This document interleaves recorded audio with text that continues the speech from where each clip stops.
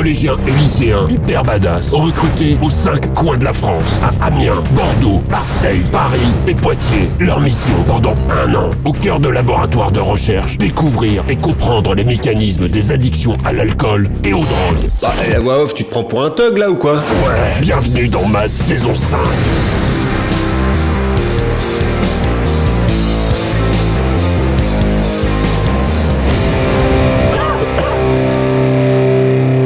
Cette année encore, les apprentis chercheurs ont pu pénétrer dans de vrais laboratoires. En rencontrant tous ces chercheurs en neurosciences, c'est d'abord l'univers scientifique qu'ils ont découvert. Ouais, et c'est pas des schlags, ces apprentis. Ok.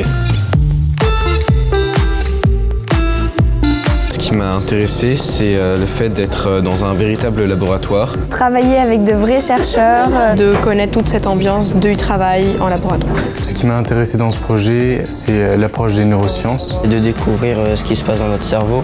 Apprendre un peu les méthodes scientifiques. Ce qui m'intéresse dans ce projet, c'est les manipulations. De pratiquer de l'expérience biologique. Et voir comment ça se passe vraiment. Une fois par mois, les 13 équipes de chercheurs ont détaillé aux apprentis leurs principes de travail. Les scientifiques ont partagé leur passion et révélé des facettes de leur métier bien moins austères que celles que l'on peut découvrir dans les séries télé ou dans les films. Dans les labos, c'est vachement swag. On peut le dire comme ça aussi. Ce qui m'a le plus surpris quand je suis arrivée ici, c'est que l'ambiance était accueillante. C'est très décontracté, très agréable de venir. J'aime énormément le fait que tout le monde a une vraie passion. C'est pas quelque chose qu'ils ont choisi parce qu'ils devaient le faire, mais parce qu'ils voulaient le faire. On a vraiment accès à découvrir un monde totalement différent du monde scientifique présenté par les séries. Ce qui m'a plus étonné en arrivant au laboratoire, c'est le fait que justement on manipule beaucoup. Et qu'on ne soit pas là que pour observer, mais aussi pour faire. Observer, pipeter, mesurer, peser, trancher, c'est en multipliant les expériences que les apprentis chercheurs appréhendent les mécanismes d'addiction à l'alcool et aux drogues. Au labo, c'est pas le sbeul. Comme tu dis. Ce que je préfère faire, c'est manipuler, évidemment. Faire des électrodes et tout, moi j'aime bien tout ce qui est minutieux. Enregistrer l'activité électrique qu'ont les neurones entre eux.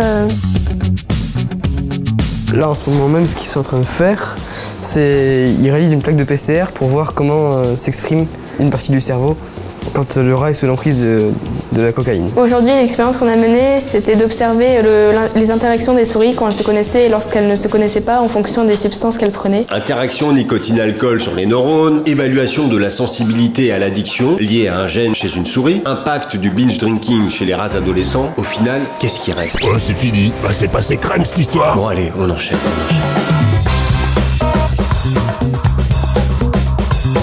Je ne connaissais pas grand-chose de l'addiction avant. L'addiction, c'est quand on prend une substance et qu'on devient accro et qu'on n'arrive plus à s'arrêter d'en prendre. Ce qui m'a un peu poussé à venir ici, c'est de justement comprendre comment ça fonctionnait, pourquoi les gens devenaient addicts à certaines choses.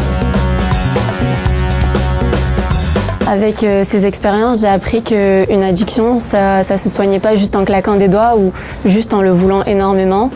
Et que du coup c'était quelque chose qu'il fallait vraiment traiter. Sur le cerveau, il y a des conséquences à long terme si le binge drinking est répété assez fréquemment. J'ai vu qu'il y avait des neurotransmetteurs qui pouvaient intervenir et interférer dans l'addiction. Ça s'incruste vraiment dans notre cerveau, c'est notre cerveau au bout d'un moment qui en a besoin. J'ai aussi appris également qu'une addiction avait plusieurs manières de s'exprimer, que ce soit psychologique, physique ou les deux en même temps. Si la science dit que c'est dangereux, les gens prendront peut-être mieux conscience que ça peut l'être. On peut jouer aux jeux vidéo raisonnablement. Enfin, on peut faire des trucs, mais il faut tout voir dans la modération avant de tomber dans l'addiction. Il est temps de conclure. Alors Mad, vous partagez, vous likez? L'animateur, tu te prends pour un jeune ou quoi?